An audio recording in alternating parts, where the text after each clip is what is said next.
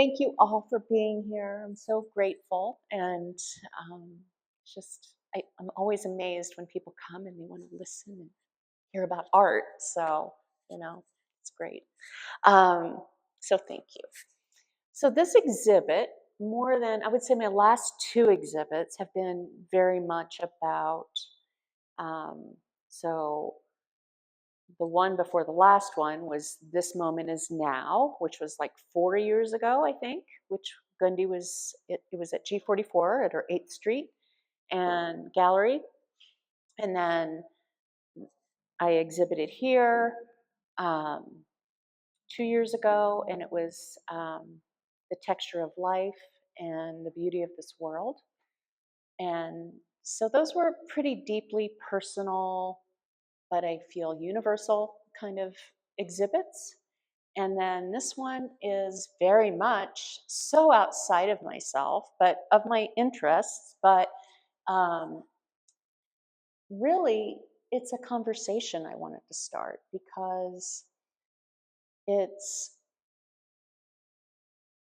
it's a real shift in the way we view art these days. So we look at it online and digitally, and we can make up these environments online with websites. And there's this whole thing, which I should get to, in situ, which is a Latin term, and it was a medical term. I started looking at it because I saw it, several years ago. I would say like 7 years ago or so. I don't know. It was like 10, maybe tops 5. I don't know. But I remember looking up artists, and mostly European artists, and then going to their websites, and then there was this in situ tab. And I was like, oh, what's this? And I'd hit it, and like, there it was in an environment with, like I've mentioned in my statement, like this perfect environment.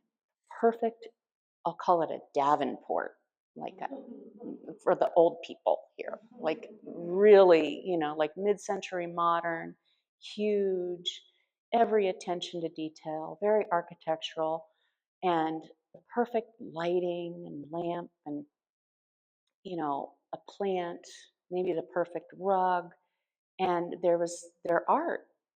And I was like, huh, this is interesting. It's really bringing it into this domestic place. And it wasn't corporate, it was very much about home and domestic. So um, that has been a big drive in my work.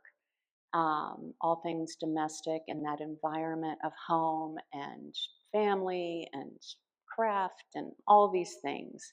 So that was intriguing to me, that it was brought to this level of um, something so kind of exquisite in the home, in the domestic environment, when most of us live,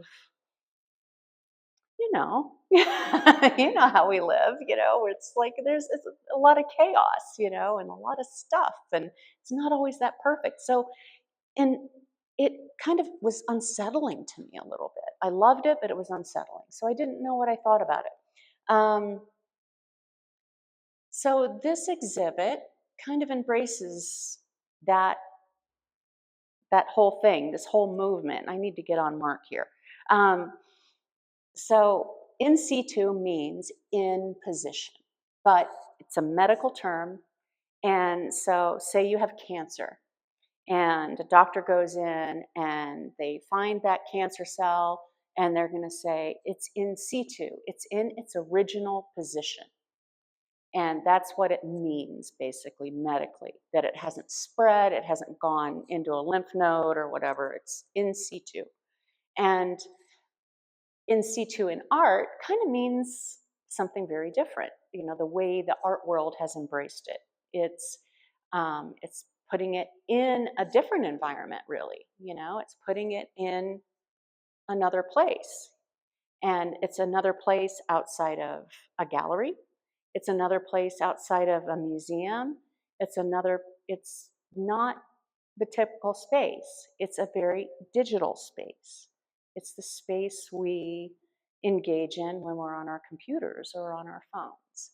And that part also intrigued me. So the whole idea of bringing in these domestic features, and like a table, a lamp, uh, a vase, chairs, meditation cushions, um, was I loved it. I was like, I'm going to do this. I didn't really think about it twice. I was just like, I'm going to do it, see what happens, bring it into the gallery and see what it says to people, see how it feels, you know?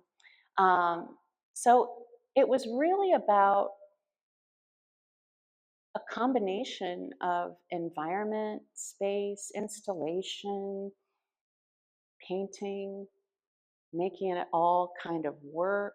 And I kept thinking, this is showing my age, but Sears back in the day had clothing called granimals. And you could match, your little granimal, a top with pants. And it would go together. So I felt like this was an exercise in granimals in an interior environment. But so that's pretty much what it is.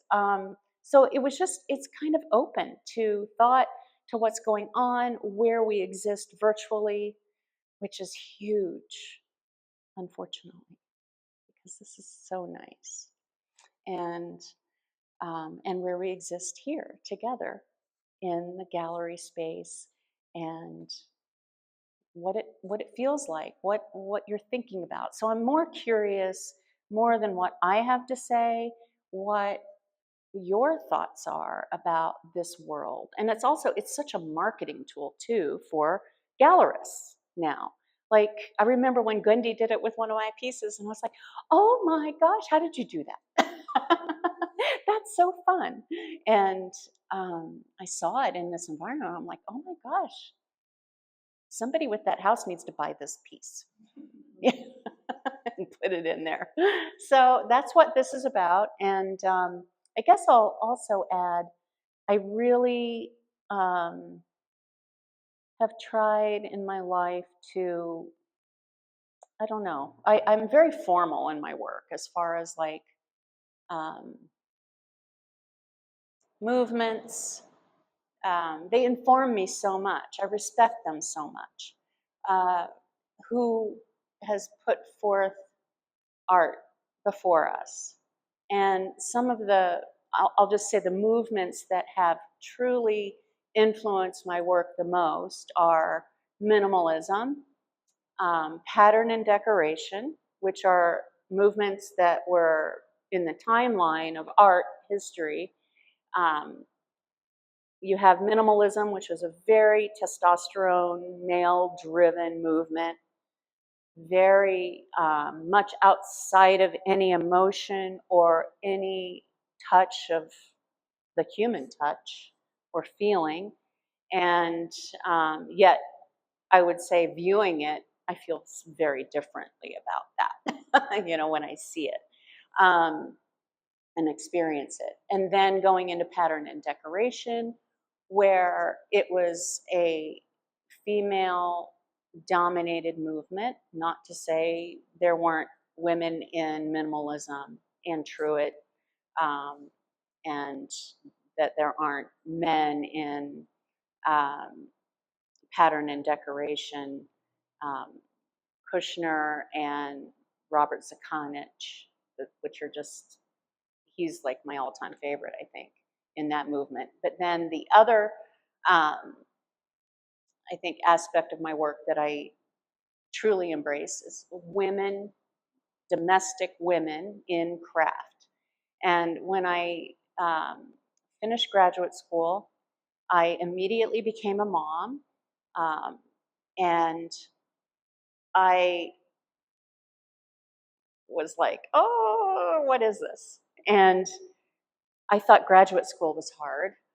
And then I became a mom instantly because my husband already had 2 children, and then all of a sudden I was pregnant, and it was a lot. And I realized, and I was kind of what I would say an art snob, an academic art snob. And then I realized, wow, this is this is so tough. This is so hard. I understand and realize how women embraced knitting, crocheting, decoupage, all of these little things they did with their hands in these quiet, precious moments that they might have once life settled down just a little bit. And I fell in love and embraced craft. So the materials that the paint that I use house paint, I use craft paint, and any kind of paint, but house paint and craft paint, because of those two things, are very much what I use. So, all right, that's what I have to say. Like, what is this to people? Because it's new. It's new in our purview. We're not just going to a gallery to look at art. We're not just going to a museum to look at art. We are viewing it digitally in these environments, and it's used as a big marketing tool now. You go on any site, like, oh gosh, like Anthropology, for example. You look, and that artwork, it's going to be in that setting. They're not just showing that piece where they would have years ago. Now it's the whole environment included, which I think is, in a sense, a really cool thing, because it's trying to embrace our lives. But I don't know. I really don't know if it's and this is the other thing. I was watching a YouTube video, and there are all of these young girls you know, with zits and whatever, imperfections that we all have. And then they do this thing, and it's an app you can get, and it erases all of it and puts all this makeup on you. And I can't remember what it was called. It was called something, but it was on my feed in my little silo, and I couldn't believe it. And I'm like, wow, that's tough. That's a tough world, really tough world, where here we are, human, we're all in it together, and then they show this like thing come over them, and then just turns them into this like amazing, not amazing, I won't say amazing, weird. I think it's weird and odd. Eyelashes and a ton of makeup and like skin that's just, it's crazy. So I feel like in Situ is that way as well. It's like driving, but it's a smaller faction of life. I know, it's artists that are going to be looking at this, but it's a curious thing to me. It would just it would just like come into my mind. It was like, I would laugh about it. I was like, oh, it feels a little Garanimalish, like Sears going in. Because when I was young, my kindergarten year, and I grew up in Indiana, was the first year that girls could go to school not wearing a dress. So we had to wear pantsuits. We had to wear a coordinated pantsuit. And I grew up in Indianapolis, so it was a city. And I would say probably the size of Colorado Springs, maybe at that point back then. I don't know. But we had to wear coordinated pantsuits. So I was entering school in the early 70s, and I loved my pantsuits. They were awesome. They were so 70s, and I had cool stuff. I loved it. But we could wear pantsuits. We didn't have to wear dresses. So, and Sears was a big deal because they had the whole Garanimal thing, and it was it was a thing for young girls entering, and boys, but girls especially, I think, because we had to wear a certain thing. And it was interesting when I look back at that. I had some objects like this one I can speak to very easily, this chest of drawers here. And I found it and I fell in love with it. And it's a, people would, like Antiques Roadshow would not be happy with me because I painted it. But it's probably from, I've had people tell me 1830 to 1850. And cherry wood, but I painted it, and that's okay. I'm not. I mean, it's okay, but it. You know, I know it's an Antiques Roadshow no, but I did it and I wanted to do it. But that's a piece that I've had that I'm like, I've got to use that because it just had history and substance, and I love the form of it. So simple. I love American primitives because they're very modern. You know, they're very, you can mix like a mid-century vibe with them and do fun stuff with primitive American furniture. It's fun. So the the woven pieces, it's paint. So that was my my thesis when I was doing my graduate work, and um, I wanted paint to. This is where I get into like the formal kind of stuff, where when you are formally educated in art, BFA, and you go get your MFA, it's very academic and you are really pushed to, you know, you've got to stay on track. That's why I was saying to Robert earlier, like, I thought it was so wonderful that you were able to move away from just an idea that you were doing one thing, that you allowed yourself to move away from something. It's taken me a long time to move away from a lot of the formal training that I've had, which I loved and embraced. But so my master's thesis was about paint as structure in and of itself. So paint did not have to be manipulated through a paintbrush. It could be, I realized I can just pour this paint and let it be what it is. You know, it just dried. And I started fooling around with it, experimenting. Like Shannon, you were experimenting with your palette, and I knew I was in a, you know, I'm in a 3-year master's program, and I'm like, I gotta figure out what I'm doing here. I'm gonna get kicked out, but which people did, you know, that wasn't an easy thing, but um, so it was about paint being paint, just standing alone. So I was stacking it, cutting it, folding it, weaving it, doing all these different things. And then the weaving, you know, comes from, you know, weaving, women and weaving, you know, that history of weaving and fabric and all of all of that. So yeah. So the woven, it's, and a lot of people think it's clay, but it's paint. I pour it, and yeah, yeah. Not so much, because I've really tried to, last few shows, I'm moving away from it a little bit more. I'm not trying to allow myself not to just be, it's kind of like an actor who's like a dramatic actor, and, you know, they want to go and do something else for a while, you know? That's kind of how I felt with the letting paint exist as paint and the structure of paint. I'm like, and I'm just kind of tired of it in a sense, but I love it too. I can't move away from it, you know? I can and I can't, but I also just wanted the freedom to paint. And it's funny because when I paint something that's more representational or flowers, I'll often, you know, hear fellow artists, they come up and they're like, I didn't realize you could paint. I'm like, yeah,